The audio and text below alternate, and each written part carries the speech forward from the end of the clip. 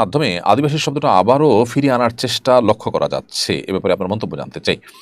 উপজাতিদেরকে আদিবাসী বলাটা নানা কারণে অনুচিত, এ বিষয়ে আমাদের দেশে সাধারণ মানুষের তেমন কোনো ভিন্নমত আছে বলে আমার মনে হয় না। আমাদের আসুনা ফাউন্ডেশনের কোনো একটা পোস্টে, কোনো একটা ভিডিওতে ভুলবশত এই জাতীয় একটা শব্দ চলে আসছিল। আমরা সেই ভিডিওটা প্রত্যাহার করে নিয়েছিলাম, ডিলিট করে দিয়েছিলাম। তো আমার মনে হয় যে পাঠ্যপুস্তকে আমাদের কোনোমতে সন্তানদেরকে আমরা যদি পাহাড়িদেরকে, তাদেরকে যদি আমরা আদিবাসী হিসেবে পরিচয় দেই, তাহলে সেক্ষেত্রে সেটা হবে ভুল। তারা এর মানে দাঁড়াবে যে আমরা পরবর্তীতে সেখানে বাসিন্দা করেছি, তারা হলো এখানকার পুরাতন বাসিন্দা। বাস্তবতা তা নয়।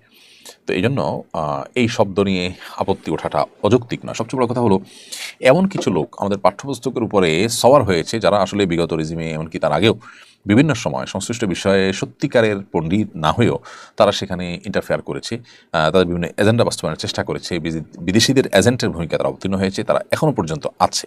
দুর্ভাগ্যজনক বিষয়টি আমাদের। সেজন্য এই ধরনের শব্দ এসেছে আমাদের বইয়ে, যেটা আমি মনে করি যে দেশের বেশিরভাগ মানুষকে আহত করেছে।